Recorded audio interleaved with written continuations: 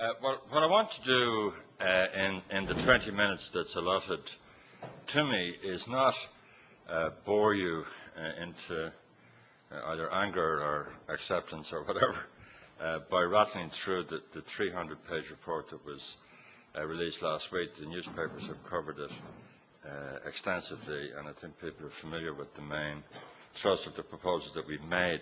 So I thought it would be useful to give an updated background to the kind of situation that we're in. And Don mentioned the phase of denial. I think that's over. I think people realise now that we're in a very serious mess, the worst mess we've been in since the 1980s, really, and that it's time to push ahead with solutions to it. And I want to talk particularly about fiscal consolidation, and that means getting the budget sorted out. That is one of 4 priorities in macro policy that we now need to address, the restoration of fiscal balance. We're currently borrowing about 400 million euros per week. We're already facing a penalty interest rate on what we borrow, and we've been facing a penalty interest rate really since for nearly a year now. And we have to address that question, and that's mostly what I'm going to talk about today. But I also want to say a few things about the banking crisis, which you heard about this morning. We have to resolve the banking crisis. We will not have an economic recovery unless we have the kind of functioning banking system that we need. Thirdly, we have to restore the competitiveness of the economy, which had weakened in recent years. And fourthly, and this is one that's not widely understood, our national balance sheet, and there is a notion of the national balance sheet, all the assets and all the liabilities of all the households and firms and government and so on here in Ireland. The national balance sheet has got out of kilter. It got too big. We ended up with too much assets, or things we thought were assets, and heaps of debt, contracted, unlike in the 1980s, not through the government, but through the banking system. And we've now got a balance sheet that's too big, and of course, the balance between assets and liabilities is a lot worse than we thought, since lots of the assets that we borrowed to acquire have turned out to be worth less than we thought. We need to deleverage the national balance sheet. That means make it smaller, really, and that process is underway. The private sector of the economy now owes a little under 400 billion to the banking system, which is one of the highest ratios to GNP in the world. I might add, Joe mentioned the European dimension to all this. About 130 billion of liquidity has been provided to our financial system by the European Central Bank, a figure that was 0 12 months ago. So had the European Central Bank not been available to provide that kind of liquidity to us over the last 12 months, we would have already hit the buffers. The deleveraging that has to happen requires not just an increase in private saving, and that's underway. There's been a huge increase in the savings ratio recently, but also asset disposal nationally to reduce debt and leverage. The state, of course, is also funding a book of assets, and it may need to deleverage too. And that's one of the things that's mentioned in passing in the report of the special group, that the state needs to dispose of assets that it doesn't need. And this illustrates the deleveraging that's already underway.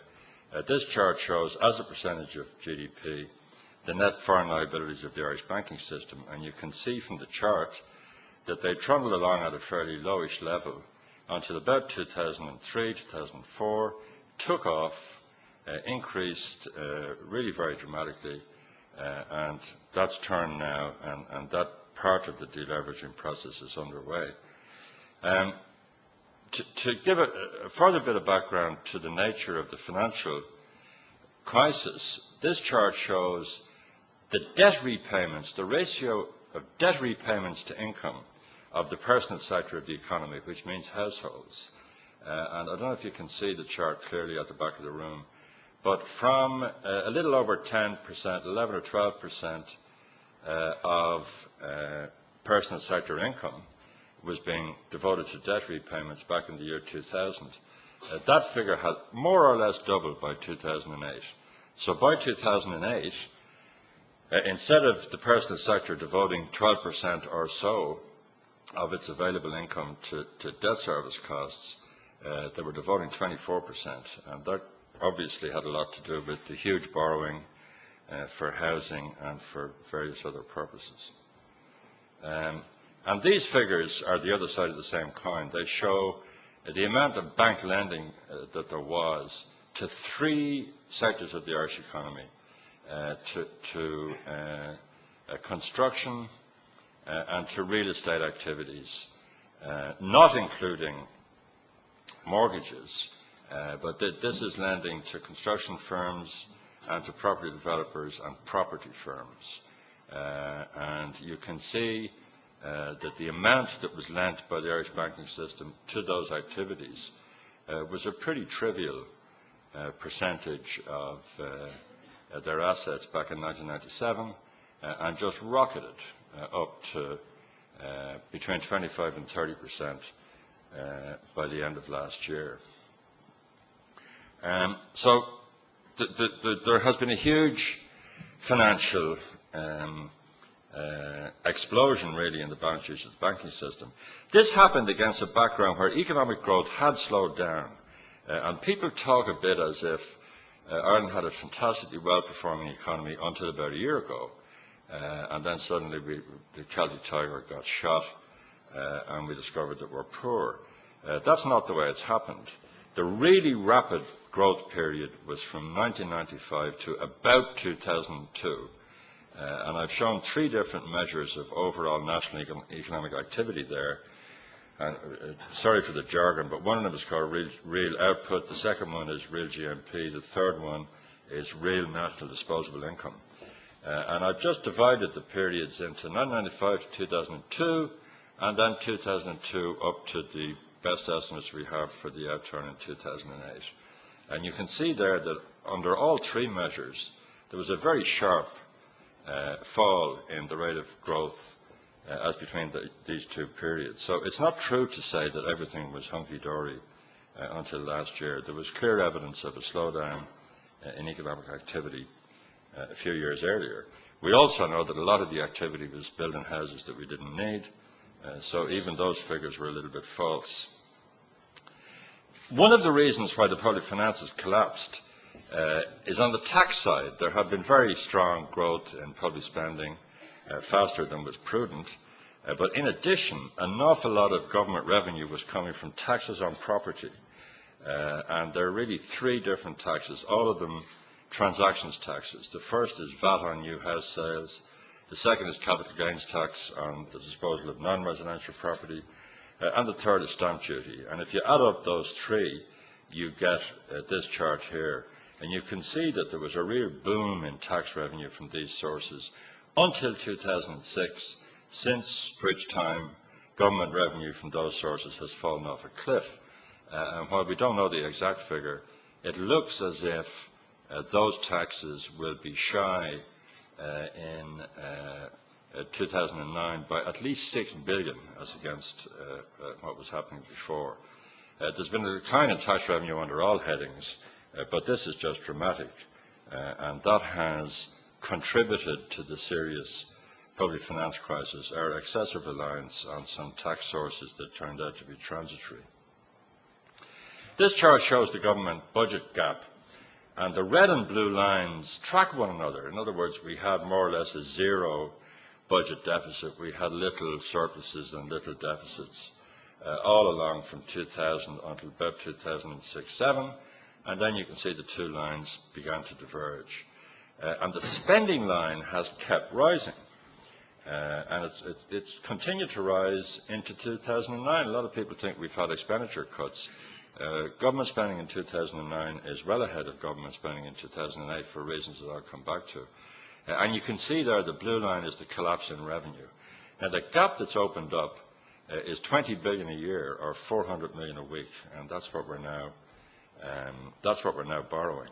And that chart of a continuing rise, the red line in government spending, coinciding with this collapse in government revenue, that is the Irish fiscal crisis in a nutshell. The government budget deficit this year will be a little under 11% of GDP after 4 sets of policy changes since July last year. The government had a cuts package in July, they brought the budget forward to October, they had more cuts in January and a mini budget in April. There's been kind of 4 partial or complete budgets in 12 months and a lot of painful measures included. After that, we're going to borrow nearly 11% of GDP, which is quite unsustainable. Without further measures, the deficit would exceed 10% for several years to come. Our debt, while it's not as high as it was back in the 1980s when we had to make a big fiscal adjustment, it's rising very quickly. And of course it doesn't include the bank rescue costs, and we're going to face an exchequer bill for rescuing the banks. We don't know how big it is. The IMF reckon it could be 34 or 35 billion. One of the Dublin stockbroking firms estimated it might be only 20. I don't know what it's going to be. I think of the nature of the thing nobody knows. But the bank rescue cost could add 2 years borrowing at recent sort of rates, as if we didn't have enough headaches. So that leaves the government with very difficult choices, but the choices ultimately boil down to 2, is to raise taxes or cut spending.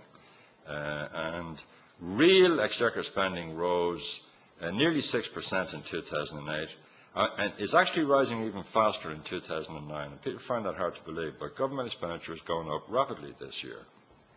Significant tax increases have already been imposed. Any of you who haven't inspected your pay slips carefully in the last couple of months should do so quickly. And the government has stated that it is anxious to avoid heavy further tax increases. And this chart, I think, is very interesting. It shows, going all the way back to the early 1980s, the total of all government spending as a percentage of GNP, and that is government current spending, exchequer capital spending, and the cost of debt service. And you can see that the biggest component, the dark blue line, the tallest of the components in the histogram, is gross current spending. That's spending on health, education, welfare, all that sort of stuff. And as a percentage of GNP, it had fallen a bit during the Celtic Tiger years, partly because GNP is rising so fast. Then it had been flat for a few years, and it's gone up dramatically in the last few years.